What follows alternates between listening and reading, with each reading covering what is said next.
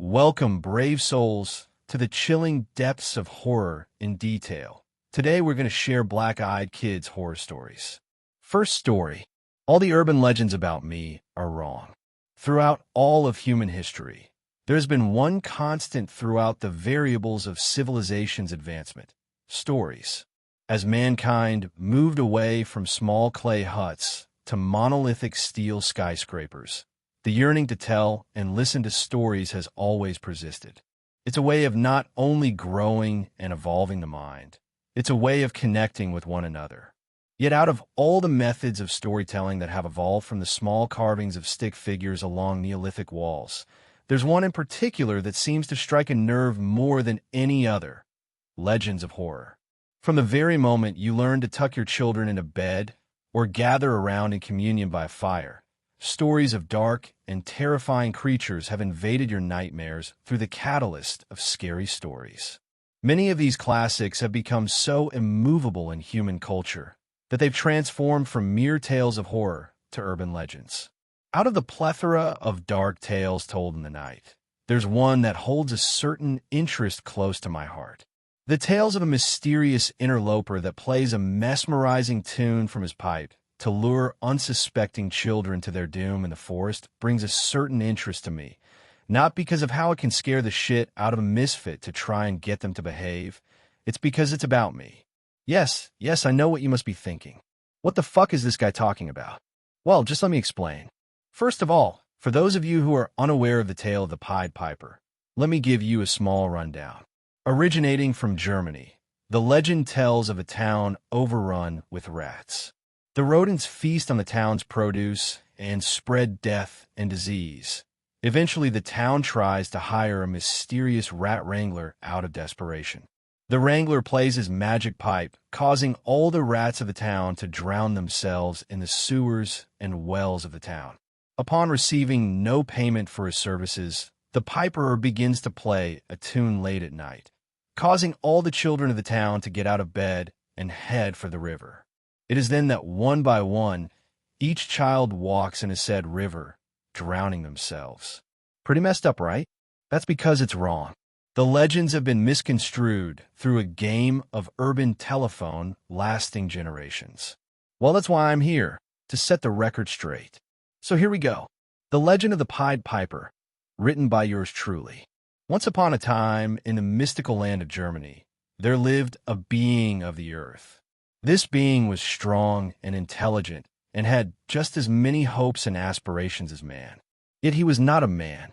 He knew many things about himself, except from that of where he came from. The being spent many long years in the forests, educating himself about the world around him as well as its inhabitants. During the day, he would spend time with his friends, who were the fellow inhabitants of the forest floor. At night, he would take his musical pipe, fashioned from the pine of the trees around him, and play. Music was like a drug for the piper. He knew many songs, of which he would play a new tune every night. Once every so often, the piper would play one song through his instrument he knew all too well: the Song of Hunger. Unlike the rest, this song would reach far and wide in the land around him, yet only one other would ever hear it. This other would be a child. Just one, no more, no less. As the music would play, the child would go off wandering away from home into the forest. Almost every encounter between the children and the piper would be the same. The entranced child would walk into the woods, smiling a cleaning smile as they came to the source of the wonderful tune. They would look up and see the piper perched along one of the tree branches up above. "Are you the one who plays such lovely music?" the child would ask. It would be then that the music would stop. Almost immediately after silence returned to the forest, the child would look around in complete adolescent confusion. Having absolutely no idea where they were or how they got there, they would look up at the piper and ask how to get home. "Home?" the piper would ask, hopping down from his tree branch. "My sweet, delectable child, you are not going home." For a short time afterward, the piper approached the child. The quiet forest would be filled with the screams of pain and anguish as the child would be feasted upon by the piper. Tendon by tendon, limb by limb, bone by bone, The piper would consume and leave nothing to waste. But out of everything consumed, the fear and pain of the child would fill the pipe's belly more than anything. It would strengthen his essence with every scream and cry for mercy, to which there would be none. Once the meal was finished, the piper would dig far below for a short while and sleep. Every so often he would awaken for a season and play music, engage with his friends of the forest, and consume a meal. Then he would return back to the ground for another short while to sleep once again.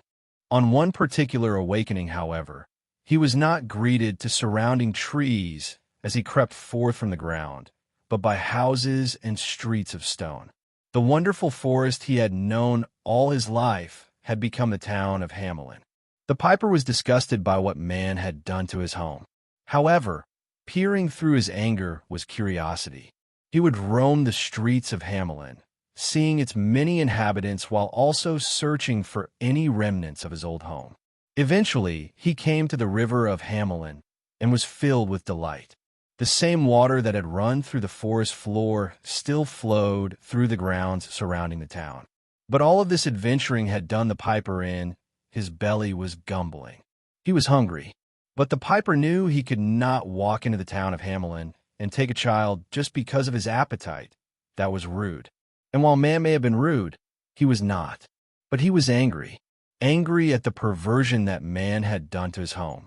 So as he sat on the outer banks behind the town of Hamelin in the dark of the night, he smiled as a plan arose in his mind. That next morning, dawn arose over a Hamelin under siege by hordes of rats. The rodents themselves had arrived by another one of the piper's talented songs. Day by day, for weeks the people of Hamelin would try to stomp and smash all the rats, but to no avail.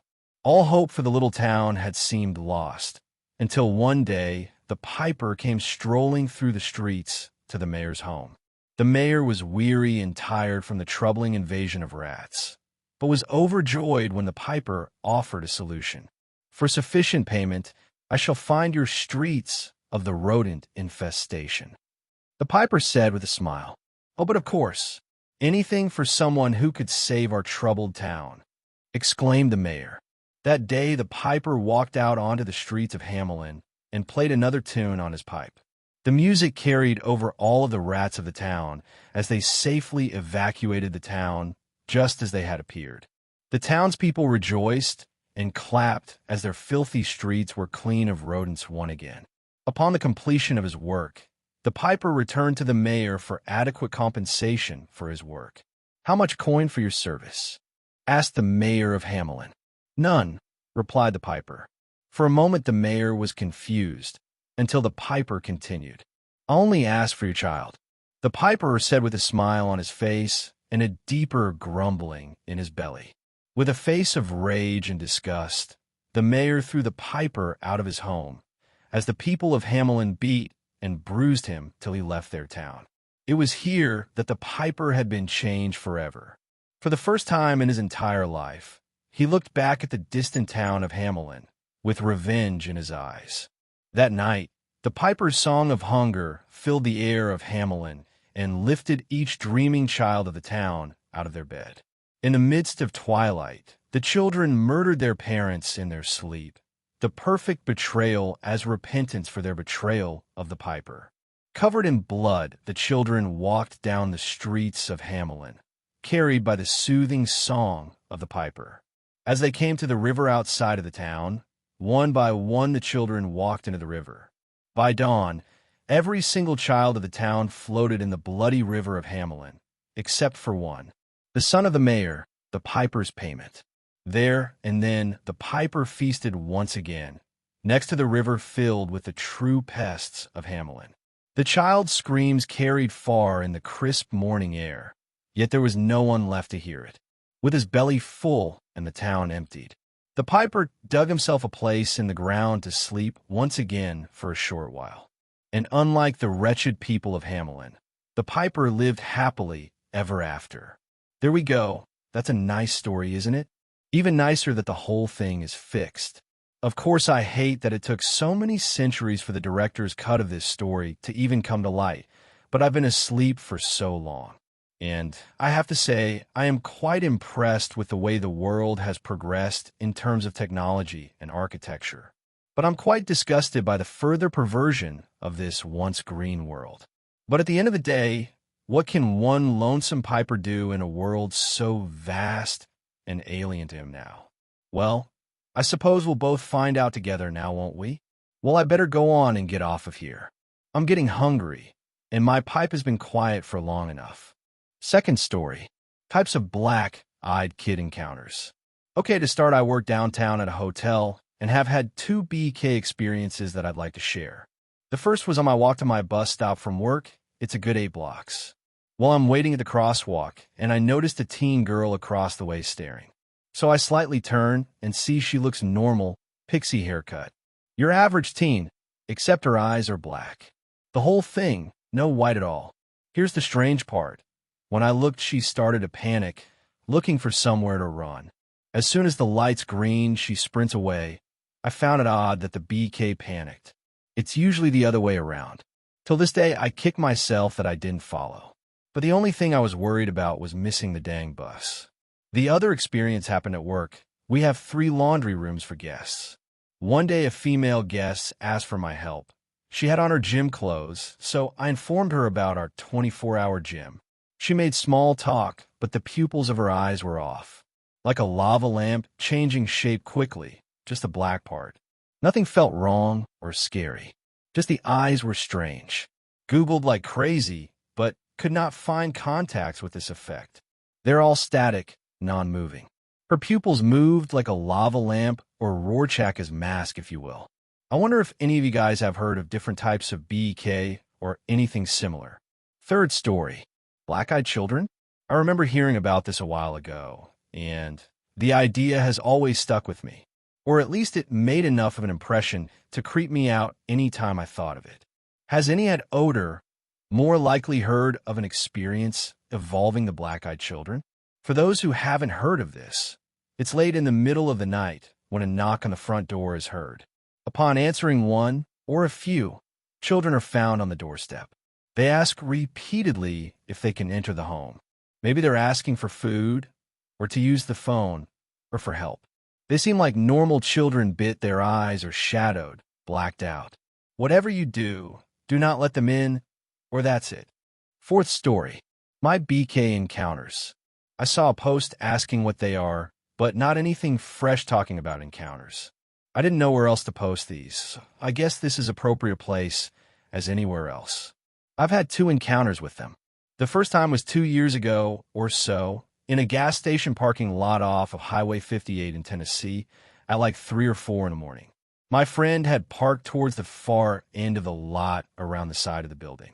I was sitting in the passenger side of my friend's car, waiting for him to come out of the store from buying his cigarettes. I was fairly relaxed, enjoying the radio, and then I hear a knock on the window. I looked over, and there was a boy.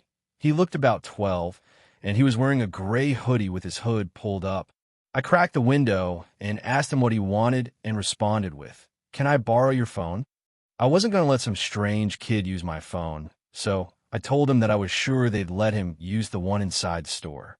He kept insisting on it, though, and it was the weirdest thing because the longer he stood there, the more unsettled and scared I started to feel.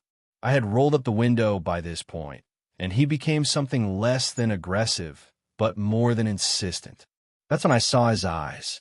His hood slipped back because of his movements, and the only way I can describe the feeling of looking into those eyes is primal fear.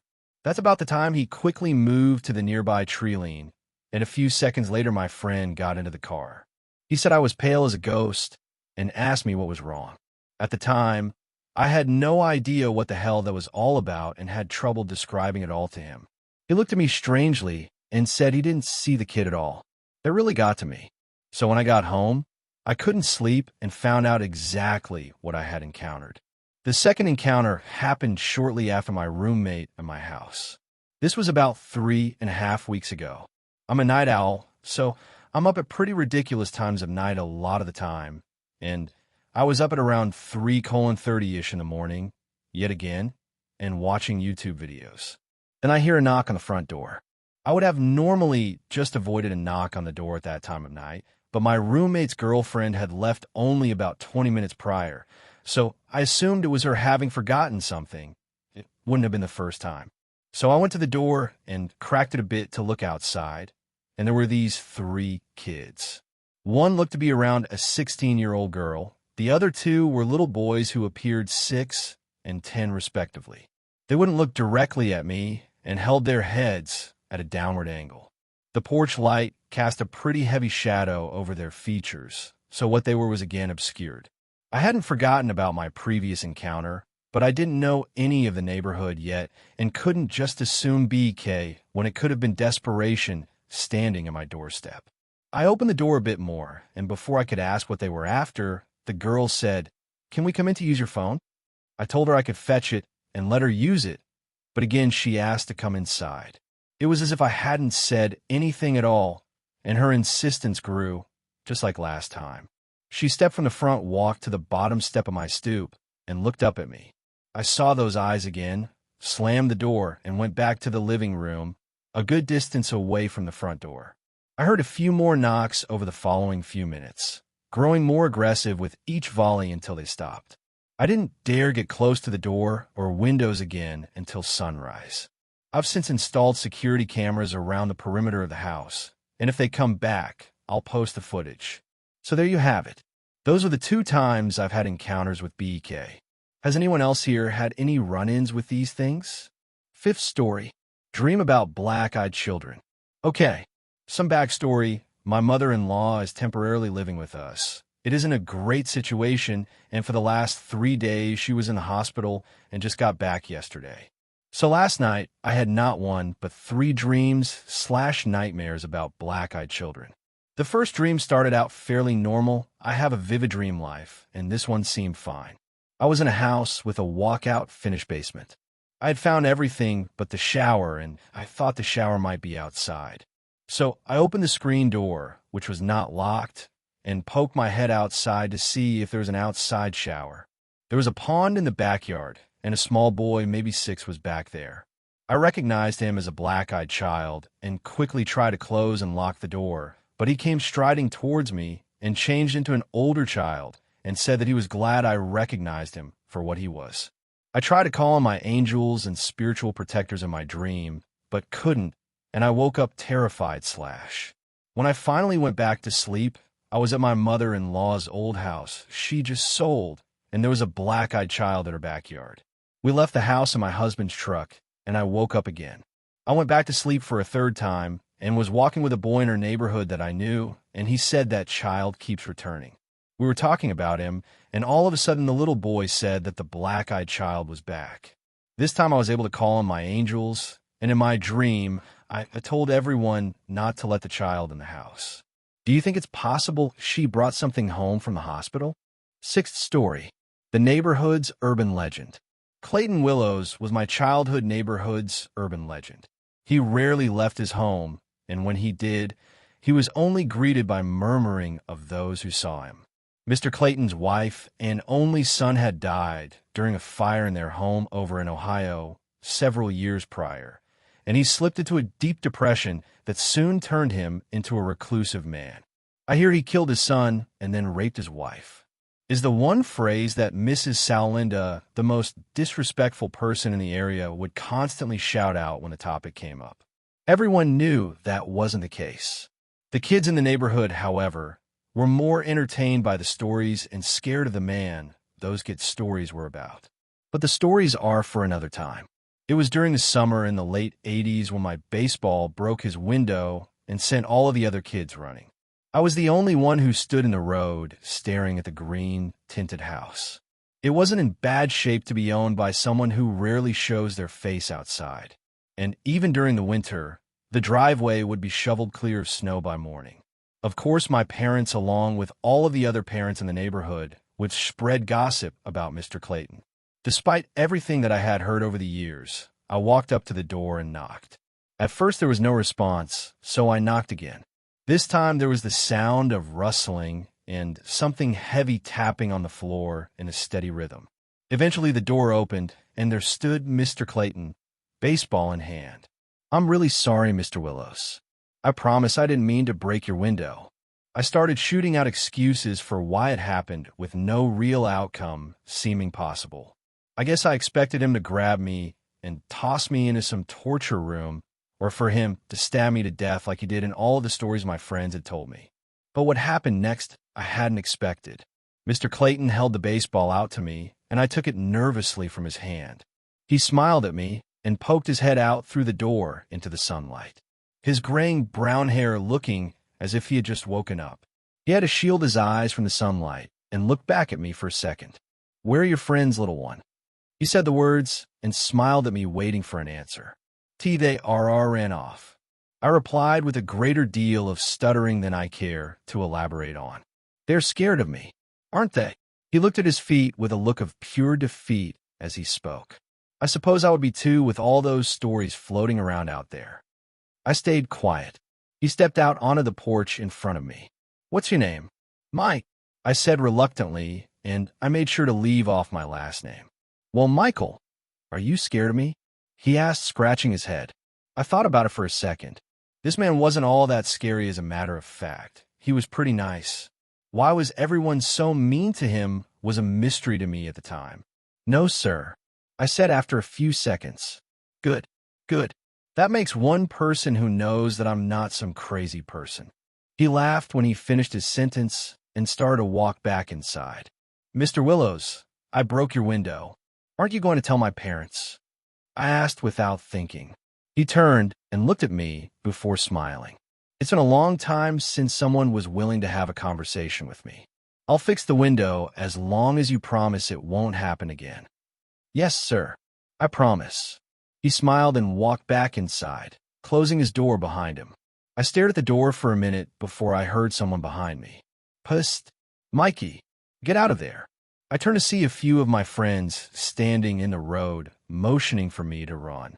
I walked over the porch and joined them as we returned to my house. When we got there, they began asking all kinds of questions about Mr. Clayton. Did he have the scar from his wife cutting him with a knife? Jay asked. "Screw the scar. Did he have the red eyes, Mike?" Ryan asked. "No. Guys, he was just a normal old man. I don't get why everyone is saying this stuff." I responded, but somehow in their eyes, I had become the bravest kid in town. That night, I couldn't help but still feel guilty about his window. I had broken a window before and knew that it would cost a lot of money to repair. I decided that the next day, I would go see Mr. Clayton and see if I could help him with anything. I walked up the porch steps and knocked on the door. After a few minutes, the door opened, and once more there stood Mr. Clayton. He smiled when he saw me. "Michael, what are you doing here?" he asked. "Mr. Willows, I know you said I'm not in trouble, but I think I should at least help you with something to repay you for the window." I said, trying to be responsible like my parents kept telling me to be.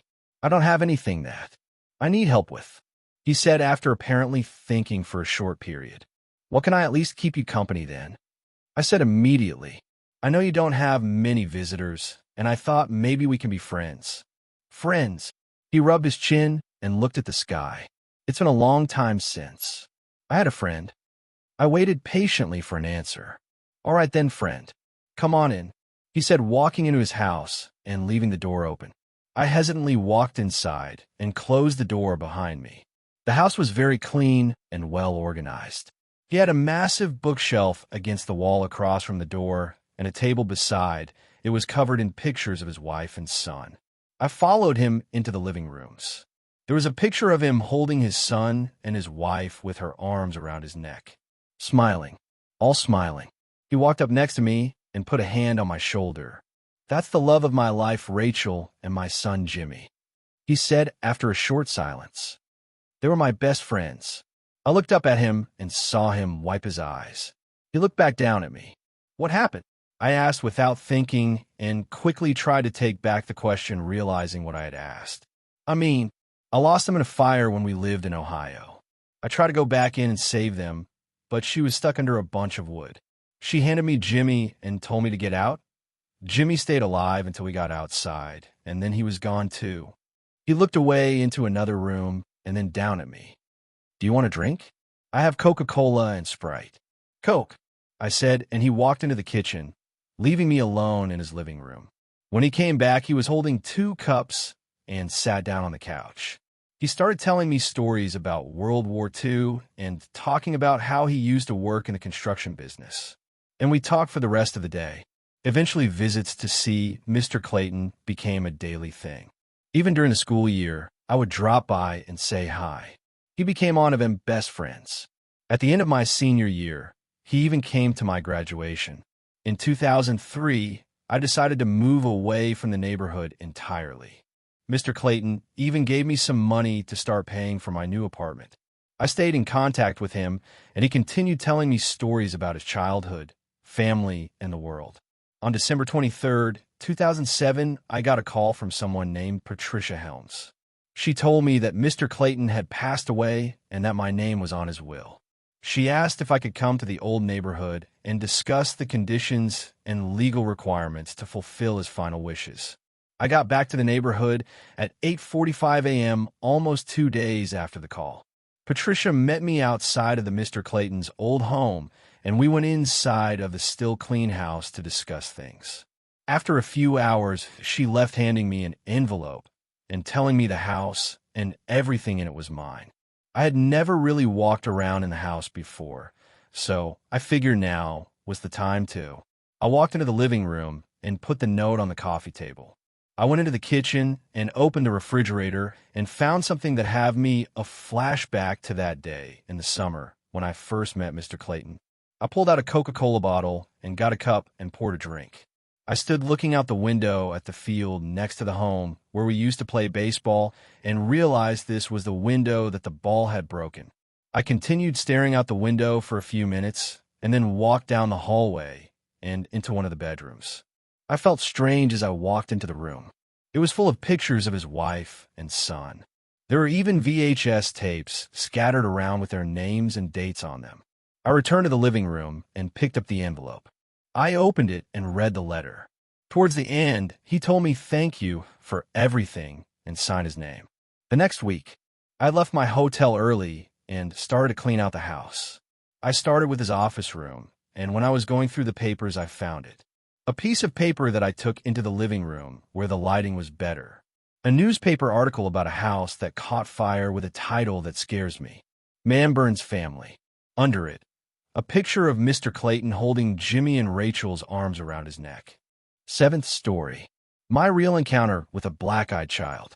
I have no way of knowing if this was a prank by some punk with colored contacts or if I truly encounter a black-eyed child.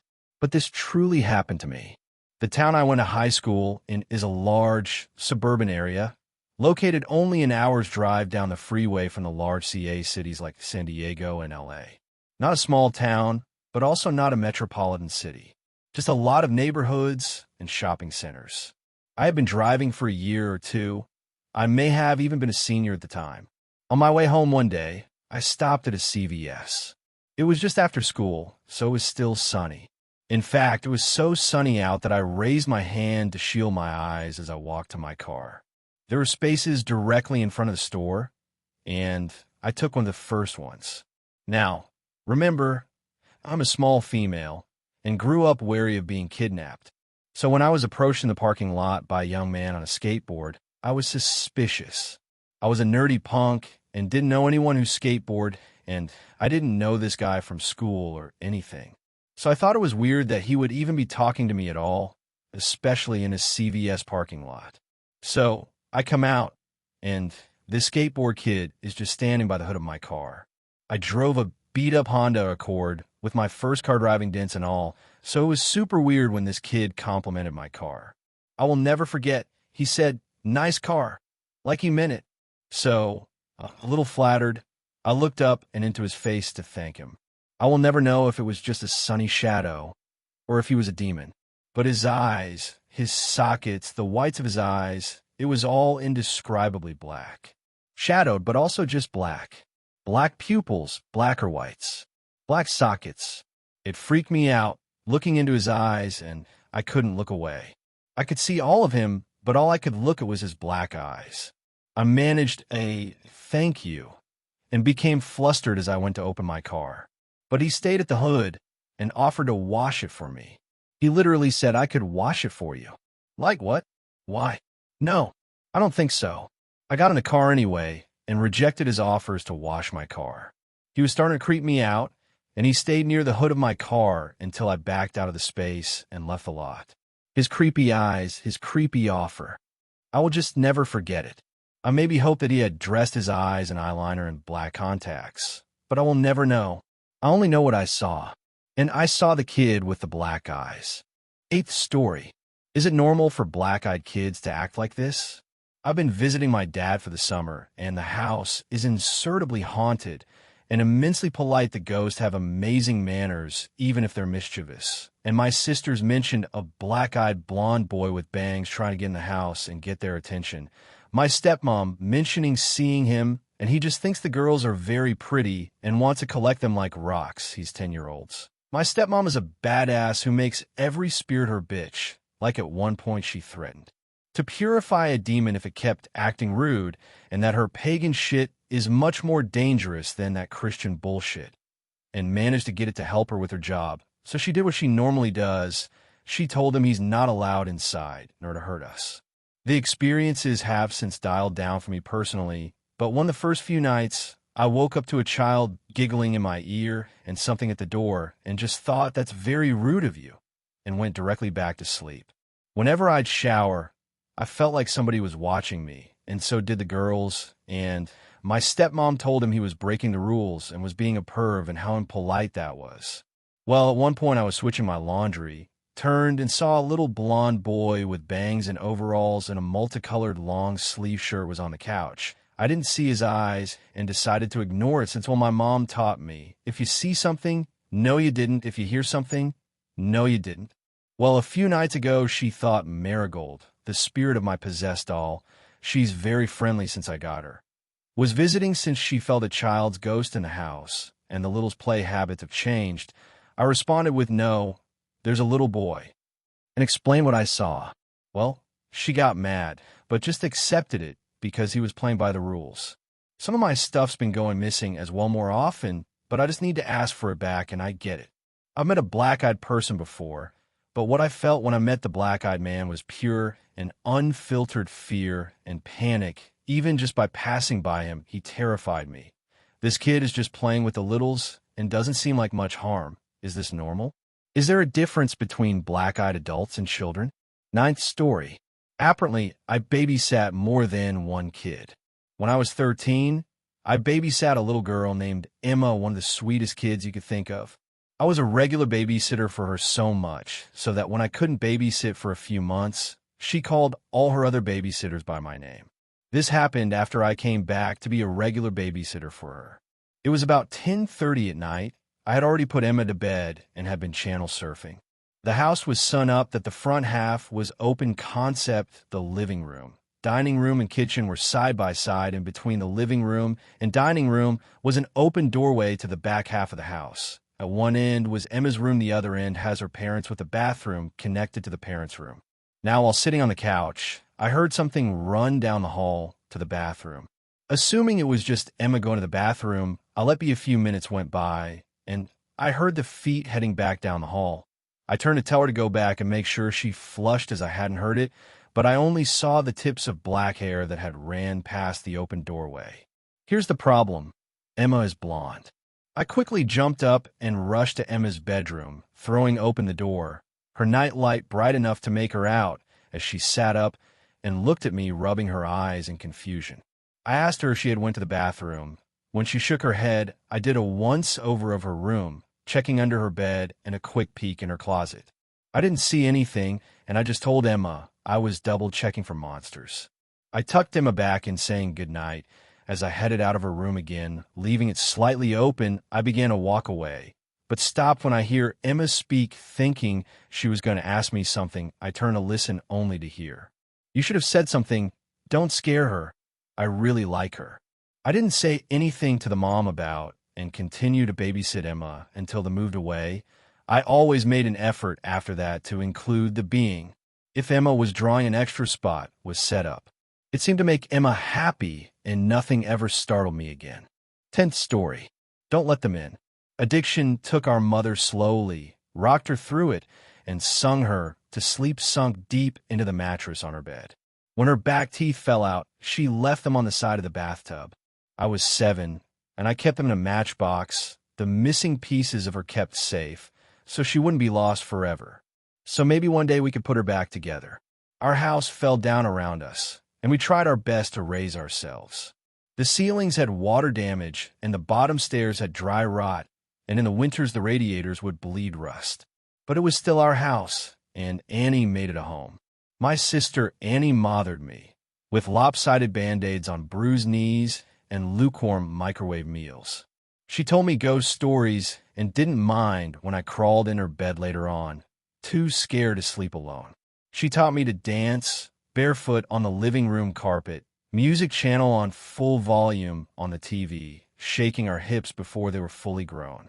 She always let me shower first, so the water was hot, never complaining when she had to make do with cold. She brushed my hair every day before school, even when I screamed and hit her when she caught the tangles. Annie was dark-haired like her father, whoever he had been, but I was blonde. Annie was desperate to be blonde too, like Marilyn Monroe. Like Mom. I think she thought it would make them closer, remind Mom less of her dad. I'd give anything for her to have her hands in my hair one more time, even if it hurt. She moved to New York when I turned 18 and never came back. I still dream about her sometimes. Keeping up with our mother was impossible, and we learned from a young age we would always be left behind. It didn't make it any easier. When she was drinking light, Shoshone would wake us up at 3 a.m. with pancakes, dripping in cherry syrup. Sometimes when the weather was right and she'd had enough being drunk alone, she would call our school up and tell them we had both come down with summer sickness and we'd drive to the beach instead. I remember being 9 years old in the back seat of the car, coming home after one of our ocean days, sucking the salt from my fingers. Annie had just dyed her hair blonde, her best friend Jane helping her bend over our kitchen sink. From behind, I couldn't tell who was mother and who was daughter, radio up and windows down blowing the sky inside. When she was drinking heavy, she'd be out all night, hair piled up like a beauty queen, eyes glazed over and ringed with glitter and black. Sometimes she'd be gone a day or two. She would never tell us when one day we'd just wake up to an empty house and the fridge packed full, post-it note on the front with a smear of Mom's lipstick in the outline of kiss, telling us she'd be back soon. Sometimes she'd bring guys home, filling the table with beer cans and ashtrays. Smoke up to the ceiling, Mom lost in the haze. We'd sleep with pillows over our heads, trying to drown out the music they would blast until the AM, and wake up to strangers at our kitchen table in the morning, asking us where we kept the coffee. When Mom drank too, little she fell apart. She wouldn't buy food, refrigerator a gaping hole in the wall. She'd chain smoke, leaving cigarette burns on the wallpaper up by the stairs like the walls were sick and decaying. She barely slept, walking around with blue half-moons under her eyes, knuckles raw. She would scream at the slightest thing. I remember once when I spilled a glass of juice on the couch. She looked over at me with dead eyes and dragged me off onto the carpet and then took every single cushion off the couch and into the backyard and set them on fire. Annie went to watch a while from the window and then sat next to me on the floor, backs pressed against the skeleton of the seats, head resting in the crater of my collarbones. When Mom drank too much was the worst. She'd laugh too loud and too long at anything and everything, until her mouth started to shake and she started crying at the breakfast table in her cereal. Annie shut down when Mom was like this, went somewhere deep inside herself where nobody could hurt her. She'd stay up until the morning watching old black and white movies on TV, whispering the lines she knew by heart like prayers. When I was 5, I'd cry when I'd find Mom passed out cold on her bed. Sure, she would never wake up. Annie would wipe my tears, tell me she was only sleeping just like the princesses in my storybook. We'd sit on Mom's bed together and wait for her to wake up. When we were older, I was the one who would pick Mom up off the bathroom floor again, and Annie would put her to bed, smoothing her hair off her face and the vomit from her mouth, changing her clothes if she'd pissed herself. Watching them then, there was no doubt that Annie was the mother now. It was October, and I was 13, Annie's 16. It was a Wednesday night, and Mom had been gone for 2 days. She called us that morning from a pay phone, voice slurring down the line, telling us she was having the best time with all her new friends. Hope we were doing fine. When she asked me if I was having a good birthday, I hung up on her. My birthday had been the day before. Annie had given me a pile of presents, strawberry lip glosses, and glittery nail polishes. I didn't ask where she got the money for them. I didn't care.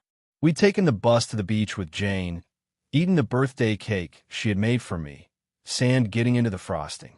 It tasted like sweetness and the sea, and I savored every bite and scrape of sugar against my teeth.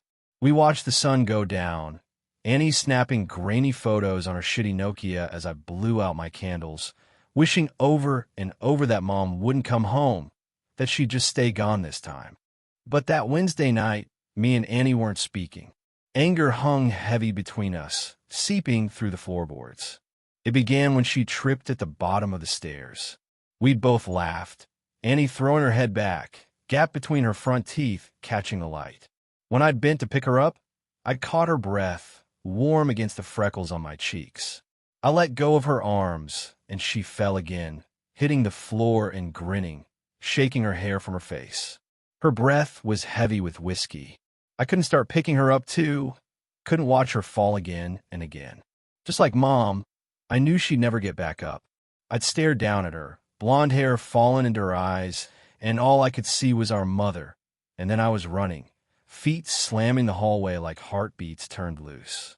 I'd run for the kitchen and tipped every bottle we had down the sink, shoving Annie back as she fought to stop me, catching liquor on her fingers as it fell. She grabbed my shoulders and made me drop the very last bottle. It smashed between us on the floor, glass shards shining like we dragged the stars out of the sky, and broken them, pieces we could never put back. Outside through the open windows, the sky turned pale gold, clouds a mess of pink and cream smeared across the horizon. I cried then, watching Annie on her knees, picking up the pieces. That was Annie, always trying to fix things even when it was too late. The smell of food dragged me from my room, stomach turning traitor inside my ribcage. Annie was cooking pasta, real food, not made in a microwave. She'd set the table, Tammy Wynette singing softly from the CD player, Annie gently swaying her hips as she stirred the tomato sauce, rich and warm. As we ate in silence, with every bite, I forgave her. Mom never cooked dinner or remembered my favorite was spaghetti ever since I was a kid or stayed sober long enough to sit up at table. Annie wasn't Mom. We were washing the dishes when we first heard it. A moth was crawling down the inside of the pane, and I cracked the window to let it out into the dark. From the backyard came a faint sound. I tilted my head to listen as it was coming from far off. Crying. I figured it was Mika, the 2-year-old next door, having a tantrum loud enough for us to catch. Or maybe even Lucky Strike, the cat that junkies down the street, begging for food like he sometimes did. I always wanted to feed him when he came around, winding over my ankles, but Annie always stopped me, saying once you started giving they never stopped taking. Looking back, I don't think she was talking about the cat. Annie flipped the Christmas lights strung up around the porch, and we sat on the plastic beach chairs watching the skies. When we were little, we'd sit outside, and Annie would tell me the names of all the constellations and the stories of how they came to be hung up in the night sky. I had to grow up before I realized she made them all up as she went along. It was a game we still like to play now, making up ridiculous stories for the shapes we could pick out. Ah, yes, that one, there is the Coors Light. It got there when God dropped it out of his convertible window and never picked it up, she said, nodding sagely and hiding her smile. Of course, I said, waving my hands and pointing up past the power lines. Right next to the ashtray, left there by angels on a smoke break. Yeah, they say if you wish on it, all your dreams will come true, said Annie, grinning. She stopped laughing, voice quieter, face tilted up to all those dead stars. Let's wish, Emmy. Let's wish. So we did. The sound of crying interrupted us. It was closer this time, and definitely human. We turned to each other, confused. Annie shrugged, and I squinted out into the black. It sounded like a baby, lost and tired and alone. "It must be Mika," I said, slowly getting to my feet. "Maybe he walked around the back?" "Shit. Do you want to call Connie and tell her we'll bring him over?" Annie didn't reply, and I sighed, rolling my eyes. "Guess I'll do everything then." I stepped off the porch, grass soft against my heels. The air smelled like it might rain, fresh and clean and growing. A promise unfulfilled. Annie's voice was strained.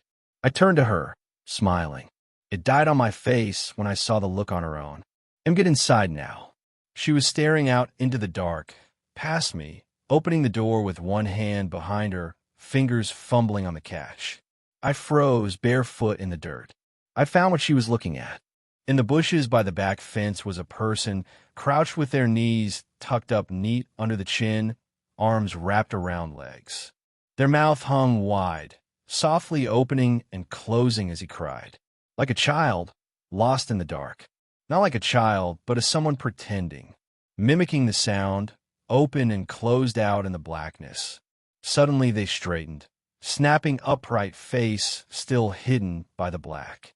They were tall and thin, too thin to be a normal person. Panic made me move, animal instincts left over from the days we lived up in the trees, carrying me forward.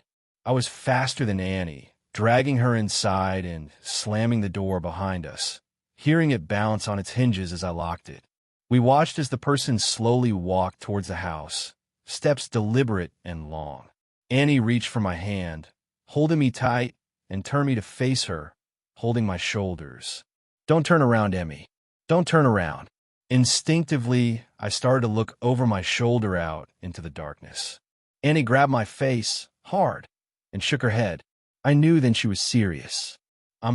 Her voice cracked, and she cleared her throat, gripping my hand tight enough to hurt, nails digging in, grounding herself. I looked down at our fingers interlocked, both of us grown from the same bones. "I'm going to call the cops, and everything is going to be—" Her voice faltered, stuttering. Tears spilled over her lashes, dripping like the promise of rain. Annie never cried.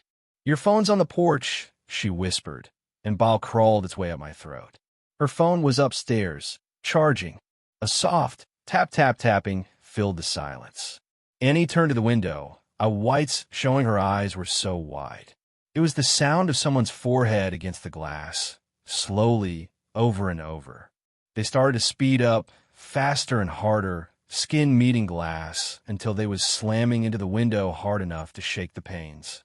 The tapping stopped, and I was about to ask Annie if I could look now when she screamed, followed by the sound of cracking glass and the loudest slam yet. Whoever was in our yard had just smashed their face hard enough into the window to break it. We ran upstairs 2 at a time, skipping the ones caved in with dry, wrought-on instinct. I turned behind me once, and Annie yanked my face back before I could see. The sound of broken glass echoed behind us as we made it to the bathroom, locking the door. A thin, wailing cry, like a baby calling for its mother, filled the hallway, trapped between the walls and locked doors. Annie threw her back against the door, feet jammed up against the bathtub, clutching the knife she had grabbed from the kitchen. I did the same, shoulder to shoulder. Slow footsteps started on the stairs, deliberate and casual.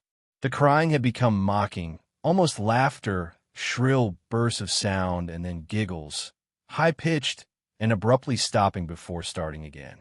The first door on the upstairs floor was my bedroom, and we heard the distinct sound of it slamming open. They were looking for us. "What the fuck is going on?" I asked Annie, not even bothering to brush away the tears that I couldn't stop falling. I watched my sister pick herself up off the floor and brace her hands on the door as we heard the sound of the second door slamming open. Mom's room. The next room on the hallway was the bathroom. Annie pulled me to my feet and handed me the knife. I shook my head and pushed it back to her, terrified of what would happen if I had to use it. Annie shoved me and pressed the knife into my hands, thumb pressing hard enough on the blade to bleed. I watched my sister's blood drip down her wrist, a winding red road, still pushing into my hands despite the pain. I took the knife. Something slammed against the wall that Mom's room shared with the bathroom. A high-pitched wail followed. I held my breath, could feel my heart beat in the base of my throat, a wild and frantic thing. I'm going to get the phone from my room. I shook my head violently, about to argue. Annie clamped a hand over my mouth. I could taste the blood on her hand, salty and sweet, like birthday cake by the ocean. Yes, I'm going to get the phone, and I'm going to call the cops, and we're going to be okay. I shook my head again. It's the only way. When I go, I need you to lock the door, and you don't open it for anything or anyone. Not for me, not for anyone. Promise me. I shook my head, and Annie pressed her hand into my mouth, crushing my teeth against my lips so it made my eyes water. Yes. Promise me, Em. Something smashed in the room next door. Annie brushed the hair off my face, gently tucking it behind my ear. Promise, she mouthed, and unlocked the door as slowly as possible, bolt scraping gently. I watched the curve of her shoulder disappear into the black hall outside, like the moon in eclipse. And then she was gone. I couldn't move or breathe for a second, and then I slammed the bolt shut just as something bounced off the outside of the door. A high-pitched scream followed, handle rattling up and down hard enough to pop one of the screws. I watched it roll toward me on the tiles, and then silence. I sat with my back to the door, holding the knife and wishing I was holding Annie's hand instead. Still silence. Nothing but me and my lungs slowly filling the room with my breath. Em, came a voice through the door. I started, hands gripping the knife. Honey, what's going on? Mom, my voice cracked. Mama, is that you? I wrapped my arms around myself, shaking, trying to keep myself still. Sweetie, it's okay. Just open the door. It's okay, just let me in. The handle rattled again, gentler. Just let me in, it's all okay. She banged on the door, and I took my handle of the bolt. Honey, I'm sorry. I'm sorry I missed your birthday. I'm sorry I'm such a terrible mother. Please. Her voice broke, and she started to cry. Just let me in, baby, I'm so sorry. I screwed my eyes shut. She sounded so sad and so lost. I just wanted her to hold me like when I was a kid, and I coming off the swings with a scraped knee. Maybe this time she meant it. Maybe it would all be okay. My hand found its way to the bolt again. My sister's voice came through the door, warm and gentle. Yeah, Emily, let us in. It's all okay. My hand froze on the bolt, and I tightened my grip on the knife. Annie never called me by my full name. A hand banged on the door, handle rattling. Emily, let us in. Annie's voice became low and guttural, followed by the same shrill giggles from before. Mom spoke now, pleading and crying, voice getting louder and louder. Let us in, let us in, let us in. Over and over again, punctuated by her fists on the door. I thought about demons and monsters, all the bedtime stories we prayed don't crawl out from under the bed. That's not my sister, and you're not my mother. I screamed through the door, hands over my head. I climbed into the bathtub and curled in a ball, cradling myself, knife clutched to my chest. I didn't know what was outside that door, but I knew it wasn't Annie. It wasn't the voice that yelled at when I changed TV channel, the one that sang me happy birthday, the one that told me I was smart even when I got bad grades, the one that read me stories about princesses that never wake up. It wasn't human. Bangs and yells came from downstairs, followed by the footsteps of people running. A low, guttural howl ripped through the house, filling the room until I felt like I was drowning in the sound, and then the door was kicked in. I screamed, covering my eyes, waiting to die. Arms found me and lifted me from the tub, carrying me from the room. I looked at the outside of the door as I was carried downstairs. It was covered in long, scraping claw marks, dragged down to the floor. Pillows ripped apart covered the hallway in soft down, like it had snowed inside. I watched them drift slowly as men in uniforms checked each of the rooms that looked like they had been torn apart by something feral. Outside in our driveway were police cars and an ambulance. In the middle of it all was Annie, bathed in blue and red light as it washed over her, lit up in the dark like a neon angel, face aglow. I threw myself from the cop's shoulder and ran to her, holding us both together, broken pieces and all, standing under all those constellations we made up. Gentle screaming came from the ambulance, which rocked occasionally. Annie gently turned my head away, smiling so sadly it made my chest ache as I understood. Turns out there was no demon, no wild animal or bad men trying to break in. Just Mom, out of her mind on booze and drugs and everything in between, coming to the end of a week-long binge. Something had finally broken inside her head, and this time we couldn't put her back together no matter how hard we tried. Sometimes you fall one last time, and you never get back up. Annie had seen her in the garden, blood dribbling from her mouth, track marks bulging on her forearms like unmapped roads, rail-thin and desperate for one more hit, one more fix. She'd searched the kitchen for all the drink I'd thrown away, and when she hadn't found it, had come a hunt for the stash she hid in the bathroom. She hadn't wanted me, just the drugs on the other side of the door, so high she could mimic Annie's voice almost perfectly. Turns out the real monsters are the ones that eat you alive slowly, the kind that come in a bottle or a needle or at the end of a long list of reasons why you can't get out of bed in the morning. Sometimes the monsters are the ones that raise you or love you the most, but it's up to you if you let them in. Thanks a lot for watching the video. Till the end, subscribe to Horror in Detail for more videos. Drop your suggestions in comment section.